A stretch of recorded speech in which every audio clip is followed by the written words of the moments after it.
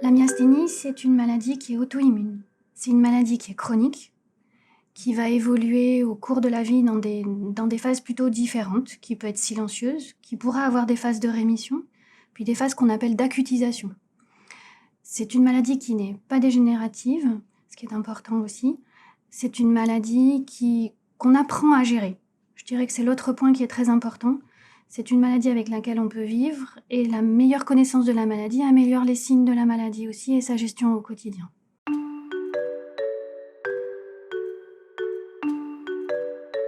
La myasthénie est une maladie auto-immune. Auto-immune, ça veut dire que c'est dirigé contre soi, c'est généré aussi par soi.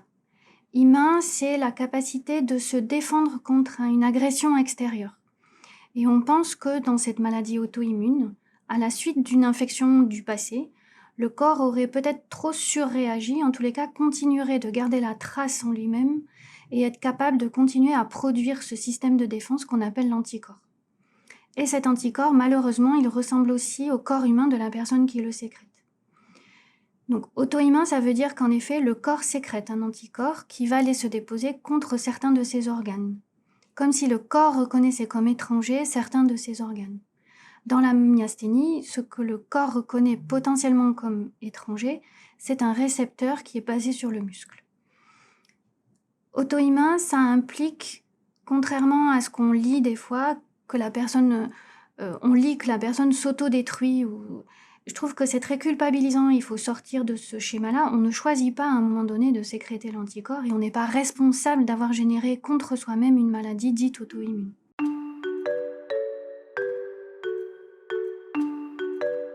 Une maladie dégénérative, c'est une maladie qui, une fois qu'elle est déclenchée, évolue pour son propre compte.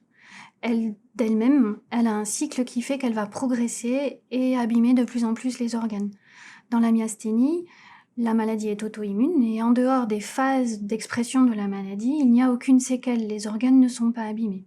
C'est pour ça qu'on sait aussi qu'un quart des personnes vont entrer dans ce qu'on appelle une rémission complète de la maladie, n'auront pas besoin de traitement, parce que le corps n'est pas abîmé. C'est pas une maladie neurodégénérative et donc tous les symptômes sont réversibles. Ça, c'est essentiel de l'avoir en tête et de le dire. C'est-à-dire que les muscles, ils sont pas atteints.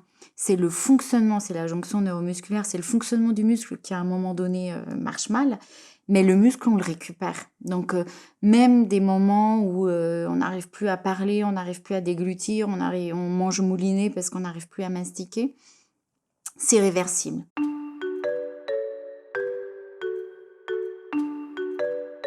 La myasthénie est une maladie auto-immune, ce qui veut dire qu'elle n'est pas héréditaire. Elle n'est pas inscrite dans le patrimoine génétique de la personne, et donc elle ne se transmet pas aux enfants, contrairement par exemple à la couleur des yeux. C'est pas une maladie qu'on transmet. On la porte en soi, mais on la donne pas à ses enfants. Quelques années donc après le diagnostic, est arrivée quand même la question de la maternité, de la grossesse. J'étais avec mon conjoint, enfin voilà, depuis pas très longtemps. Et on a mis en place avec donc l'équipe médicale la grossesse. J'en parle à mes médecins et ça a pris 1 an pour mettre en place un peu le projet, entre guillemets, oui, c'est quand même un projet de vie, voilà, de grossesse. On n'a rien changé finalement à mes traitements. Mais on a simplement, on s'est donné simplement une année en disant voilà, comment l'année, est-ce que je vais aller moins bien, mieux, mon état est stable. Je voulais être sûre. La priorité, c'était finalement pas la grossesse, mais c'était être bien. Et si je suis bien, la myasthénie est stable, on envisage une grossesse. Pendant une année, tout s'est bien passé. On a envisagé la grossesse. Mon spécialiste a donné le feu vert. La gynécologue spécialisée aussi dans les patientes qui ont des problèmes de santé, enfin des grossesses entre guillemets à risque, même si finalement on n'est pas plus à risque, mais quand même des grossesses avec des mamans qui peuvent être en traitement, tout ça. Tout le monde m'a donné le feu vert. Et dans les 3 semaines après, bingo, j'étais enceinte. La grossesse, finalement, s'est hyper bien passée. J'ai été suivie tous les mois, quand même malgré tout. Mais il n'y a eu aucun problème en fait, que ce soit moi, l'enfant. Il voulait me le déclencher pour être sûr de l'accouchement. Finalement, voilà, ça s'est déclenché tout seul. Et vraiment, il n'y a eu aucune grossesse optimale, accouchement optimal. Je vais nuancer un peu le propos sur on ne transmet pas à l'enfant. Il existe une toute petite variante, mais qui n'est pas héréditaire. La maman qui est enceinte et qui est porteuse de la maladie myasthénie va donner l'anticorps à son enfant pendant quelques heures ou quelques jours. Et donc l'enfant, pendant ces quelques heures ou ces quelques jours, va exprimer la maladie. Et Milo, donc mon petit garçon qui a 4 ans maintenant, a été en observation pendant 3 jours et 2 nuits, quand même. Voilà, pour être sûr, comme lui avait les anticorps, pour être sûr qu'il ne rencontre pas de problème de déglutition comme moi, il n'y a eu aucun problème. Et on est rentré à la maison quelques jours après l'accouchement. Voilà.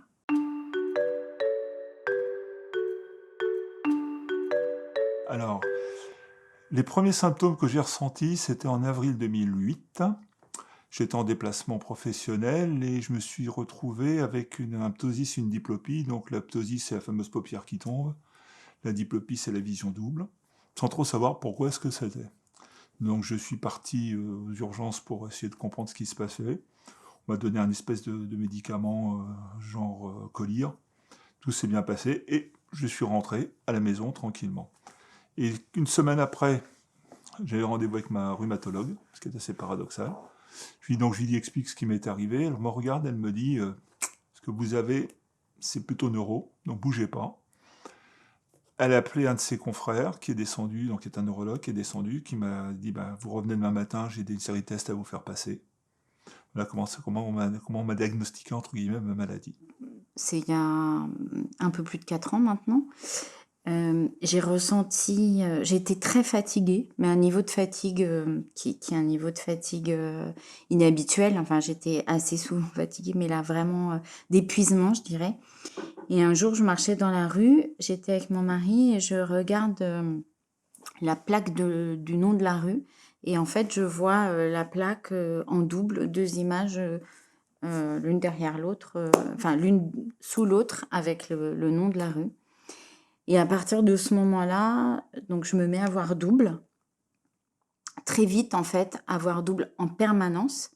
C'est-à-dire que j'ai plus pu voir simple à partir de ce moment-là.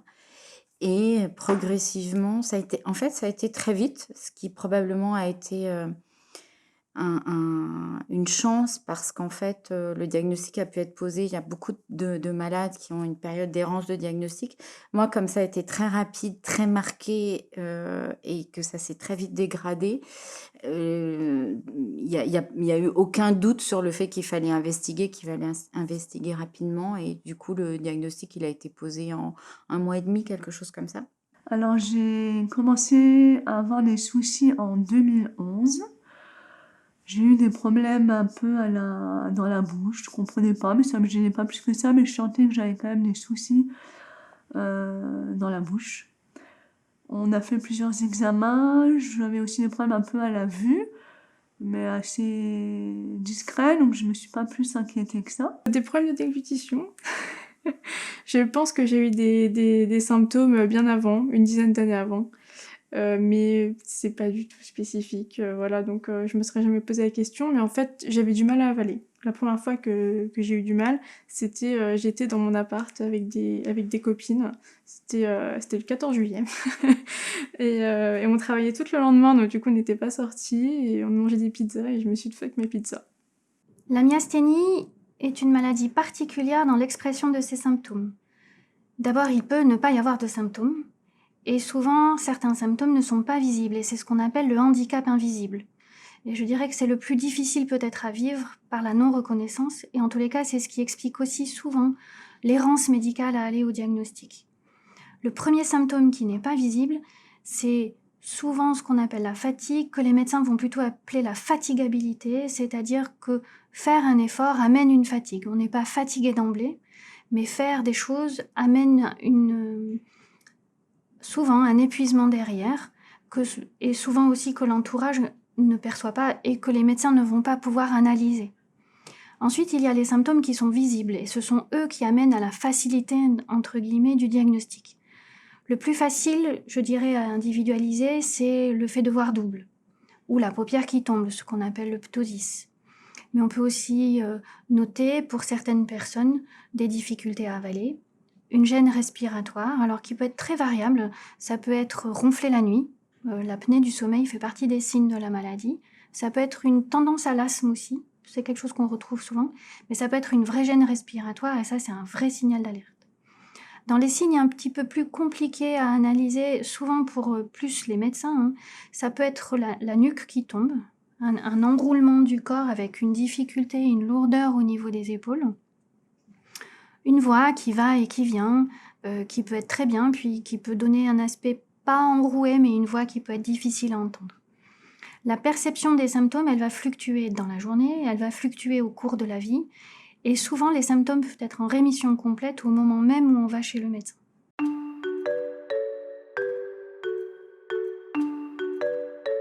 La plupart de mes poussées se traduisent souvent par des troubles de la déglutition. Donc c'est souvent ça s'installe progressivement. Au départ, je vais avoir du mal à avaler le soir. Donc après, en dehors de mes poussées, ça m'arrive d'avoir des symptômes comme ça un soir. On sait pas trop pourquoi, ou alors c'est parce que j'en ai trop fait dans la journée. Mais en général, quand je suis en poussée, le soir, au début, je peux pas manger de dessert. Après, je peux pas manger le soir. Puis après, je vais devoir avancer mon repas du soir au fur et à mesure dans l'après-midi. Donc il y a une poussée, j'ai trop attendu pour faire un traitement de crise. Et je devais manger à 15h de l'après-midi. Donc c'est un petit peu tôt pour le dîner. Mais sinon, j'ai pas toujours d'autres symptômes. Parfois, j'ai un peu les jambes, parfois j'ai un peu le cou qui tombe. Mais c'est souvent la déglutition. Les poussées chez moi sont assez lentes. En fait, je vais mieux tout doucement et je vais moins bien tout doucement. Il y a eu... j'ai rarement fait de poussées violentes où d'un coup, en 3 jours, bim, tout va mal. Ça m'est arrivé une fois où il faut vraiment que j'ai un gros coup de stress ou qu'il y a à un moment donné un élément vraiment choc qui d'un coup, oui, me mette un râle, d'un coup me dégrade très fortement en peu de jours. Mais finalement, c'est arrivé une fois. Gros coup de fatigue, il y a eu un cumul fatigue, chaleur, coup de stress, et ça fait un peu un cocktail. Et là, je dis, bon, bah, moi, je vais à l'hôpital, ça va pas trop. Et pour éviter de sombrer trop bas, j'ai tout de suite alerté les médecins en disant, là, faut me prendre. Et finalement, je n'ai absolument rien changé comme médicament. On n'a rien fait. Simplement, je suis restée 3 jours à l'hôpital. On m'a pas parlé, on m'a pas sollicité. Fallait simplement que la pression redescende. Et voilà, tout est... Ça, c'était ma première poussée, qui avec le recul, je qualifierais maintenant de moyenne, mais qui, pour l'époque, m'a été très inquiétante, parce que c'était pas normal. J'ai pas du tout cette habitude-là. Bon, j'étais en plus... ça m'est arrivé, on était en congrès au niveau de l'entreprise, donc j'avais un boulot qui me permettait, entre autres, de faire des présentations au niveau de mes équipes. C'est sûr qu'effectivement, quand vous vous retrouvez en état de faiblesse brutalement, c'est très déstabilisant, quoi. Voilà. Donc après ça, ça s'est donc terminé, cette préparation s'est terminée comme ça. Je suis parti aux urgences à Georges Pompidou, qui m'ont donné une semaine d'arrêt, mais on avait plutôt mis ça... Pompidou n'avait pas pensé à la myasthénie, pensait plutôt à un burn-out, qui n'était pas le cas. Voilà. Et donc ça a repris tranquillement. Donc sont passées les fins d'année où j'étais un peu fatigué, etc. Début janvier, je reprends mon boulot. Donc première semaine de janvier, c'est bonjour, bonne année, bonne santé, tout le monde va bien, c'était facile. Deuxième semaine, un chantier au Mont-Saint-Michel, devoir monter à pied en haut des marches jusque Soulanges pour faire un diagnostic de matériaux. quasiment incapable de redescendre. Et le lendemain matin, j'étais arrêté. Voilà, brutalement. Et après ça s'est aggravé, la crise s'est déclenchée. J'ai fait pousser sur pousser, de plus en plus forte. Donc on a mis en place les premières thérapies, qui étaient donc effectivement donc le Mestinon. Donc on est passé de 3 Mestinons, qui était la dose standard, on est passé à 6, puis à 8, puis introduction du Mestinon retard en plus, puis cure d'immunoglobuline, excusez-moi. Puis ensuite de ça, échange plasmatique, voilà. Décompensation brutale, embolie pulmonaire, 21 jours aux urgences. Enfin, c'était le parcours normal Enfin, normal, peut-être pas le bon terme, mais en tout cas, c'était mon parcours de début dans la maladie. La myasthénie est une maladie qui est chronique, ce qui veut dire qu'elle est là tout le temps. Elle peut parler et elle peut ne pas parler. Il y a des phases d'aggravation de cette maladie qu'on appelle la poussée, où les symptômes vont revenir. Alors des symptômes qu'on croyait disparus ou d'autres nouveaux symptômes. Et des symptômes qui vont devenir gênants, et c'est pour ça qu'on l'appelle poussée de la maladie. Dans ces phases de poussée, elles mettent du temps à arriver. C'est quelque chose qui ne s'écoule pas en quelques minutes, c'est quelque chose qui met plusieurs jours à s'installer. Il faut savoir les reconnaître pour pouvoir d'une part se reposer, mais aussi prendre conseil de son médecin, que ce soit le médecin traitant, le médecin de famille ou le neurologue. L'idée est en effet d'adapter les traitements pour éviter que la poussée ne devienne vraiment gênante et qu'on puisse reprendre la vie comme on le souhaite.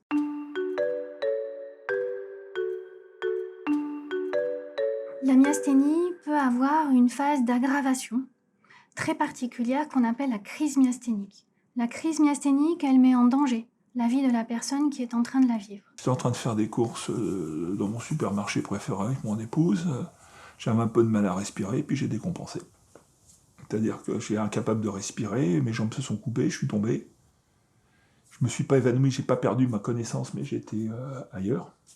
Voilà, par terre. Donc les pompiers sont arrivés, puis le SAMU, puis l'intubation, puis les urgences, et puis le chaud maximum, voilà quoi. 21 jours plus tard, j'en suis ressorti en ayant eu 3 électrochocs cardiaques.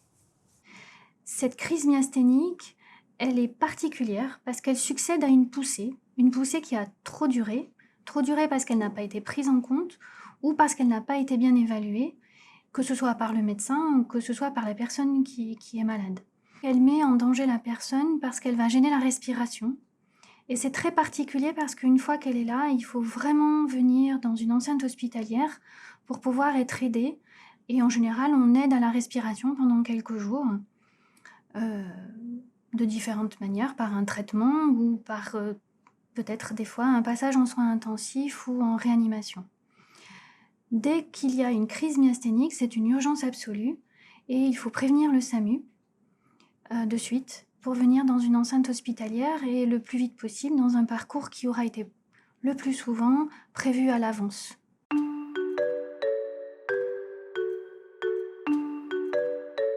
En cas d'urgence, il y a plusieurs niveaux dans l'urgence et plusieurs systèmes qui peuvent aider la personne. Dans l'urgence absolue qui est la crise myasthénique, il faut appeler le SAMU de suite. Et le mieux, c'est en effet d'avoir, pour une personne qui est fragile, d'avoir pu bénéficier de ce qu'on appelle un dispositif de liaison d'urgence. Le dispositif de liaison d'urgence, c'est un accord qu'on passe auparavant dans une consultation, soit pour une personne qui est fragile et qui se sent menacée pour sa santé dans les mois qui viennent, soit parce qu'on sait qu'il y a une poussée et que cette poussée est alertante, ou alors parce que la personne, quand elle est en poussée, a du mal à parler. Dans ces cas-là, on crée un dossier en accord avec le SAMU, qui s'appelle donc ce fameux DLU, qui est déposé et qui fait que automatiquement l'appel référencé par le numéro de téléphone qui aura été enregistré sera pris en compte par le SAMU. C'est-à-dire que ça permet de chanter ce qu'on appelle l'agent de régulation du SAMU. À ce moment-là, l'appel sera directement pris en compte par le médecin et l'alerte sera déclenchée automatiquement très rapidement. Dans le cadre de ce dispositif de liaison d'urgence, il y a un autre avantage qui est majeur, c'est que le parcours d'entrée dans l'hôpital aura été organisé à l'avance. On aura réservé d'emblée une place, par exemple, pour un service de pneumologie ou au sein des urgences, et d'emblée, on saura que la personne est dans un état de santé qui est fragile. On peut bien entendu Des fois, ne pas avoir eu la chance d'avoir eu ce DLU, dans ce cas-là, on appelle le SAMU immédiatement. On se met dans une situation de protection, on alerte également ses proches pour qu'ils puissent prendre le relais. Dans les situations qui sont intermédiaires, parce qu'on n'a pas toujours besoin du SAMU dans l'urgence absolue, heureusement, il faut passer par le neurologue immédiatement, et je dirais qu'il faut savoir être ferme dans la prise du rendez-vous en disant que c'est une urgence et pouvoir être capable, par la connaissance qu'on a de soi, de pouvoir dire c'est une urgence à 2 jours, c'est une urgence à 3 jours, ou j'ai besoin d'un rendez-vous là aujourd'hui ou dans 8 jours. Alors, je vais prendre une des situations, une des poussées qui était assez typique. Enfin, qui était assez typique. Ce qui était typique, c'est que j'avais un rendez-vous de neuro. On a des suivis réguliers qui sont plus ou moins rapprochés en fonction de l'état dans lequel on se trouve. Et en fait, j'ai eu une poussée que j'ai senti venir probablement, même si j'ai pas mis ce nom-là dessus. Et comme souvent, on se dit, bah, j'ai rendez-vous dans 1 mois, j'en parlerai dans 1 mois, des symptômes, etc. Et puis en fait, et ça c'est un apprentissage, je disais tout à l'heure, un des apprentissages c'est de savoir doser sa fatigue. L'autre apprentissage c'est de savoir identifier le moment où il faut consulter en fait. Et trop souvent, on est pris entre 2 écueils. Le premier qui est de s'affoler et de consulter et ça c'est ce que les gens craignent en fait. Ils craignent de les ranger, les médecins, alors que c'est pas très grave. Mais l'autre écueil qui à mon avis est plus souvent avéré, en tout cas dans mon cas c'était le cas, de ne pas consulter alors qu'il faudrait consulter.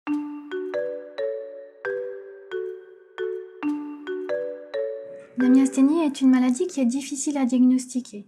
Si vous pensez que vous avez des symptômes parce que vous avez lu, rencontré des personnes qui ont la myasthénie et que vous vous reconnaissez entre elles, il faut en parler à votre médecin traitant, qui vous conseillera d'aller voir un neurologue et qui vous aidera à confirmer ou à infirmer cette hypothèse.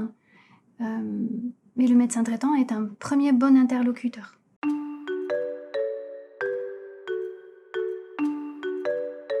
Pour pouvoir porter le diagnostic de la maladie, le médecin va être aidé par des examens. D'une part, pour faire ce diagnostic, d'autre part, pour aller l'aider à aller regarder les autres maladies qui peuvent être associées à la myasthénie. Dans les examens du diagnostic, il y a d'abord les tests physiques. Le médecin va examiner, vous verrez qu'il sera très attaché à regarder comment les yeux peuvent se déplacer, par exemple. C'est ce qu'on appelle le test physique. Il y a ensuite une prise de sang qui est assez complète, dans laquelle on regarde l'anticorps qu'on pense être à la cause de la maladie. Cette prise de sang de l'anticorps, elle ne donne pas le résultat de suite, c'est un résultat qui peut mettre 15 jours à 3 semaines. Et ce résultat peut être d'ailleurs tout à fait normal, même si on est porteur de la maladie myasthénie. Il y a ensuite la possibilité, mais uniquement quand on est dans une enceinte hospitalière, et ça c'est très particulier, on peut essayer d'enlever tous les symptômes, c'est ce qu'on appelle un test de réversibilité, c'est aussi ce qu'on appelle le test pharmacologique. On a entre guillemets un antidote à la maladie qui s'appelle la prostémine, mais on enlève le symptôme par une injection en quelques minutes. Par contre, ça ne peut se faire que dans une ambiance hospitalière pour assurer la sécurité au moment de l'injection. Il y a ensuite, de manière associée au diagnostic, les autres maladies qu'on va regarder, et donc les autres maladies auto-immunes, et on est très attaché dans la prise de sang aussi à aller regarder tout ce qui va être maladie de la thyroïde, et aussi une maladie particulière qui s'appelle l'anémie de Birmer. On regarde aussi systématiquement la présence ou pas d'une glande qui s'appelle le thymus, qui est juste en dessous de la thyroïde, qui est une glande qui normalement arrête de grandir au moment où le bébé sort du ventre de la maman, c'est ce qu'on appelle une involution, qu'on peut garder à la vie adulte, et on pense que cette glande qui reste a un rôle à jouer dans la maladie, donc on prescrit systématiquement un scanner du thorax et de la loge dite thymique. Dans les tests pharmacologiques, on peut aussi, je pense, rajouter l'idée que des fois, on n'a pas tous les arguments, on n'arrive pas à prouver la maladie parce que l'anticorps est négatif, parce que l'électromyogramme qu'on aura aussi réalisé, qui est un atout majeur pour le diagnostic, peut être un peu ambivalent. On peut être amené à réaliser un test pharmacologique. et on essaye un traitement. On essaye le traitement pour voir si oui ou non le médicament enlève les symptômes de la maladie.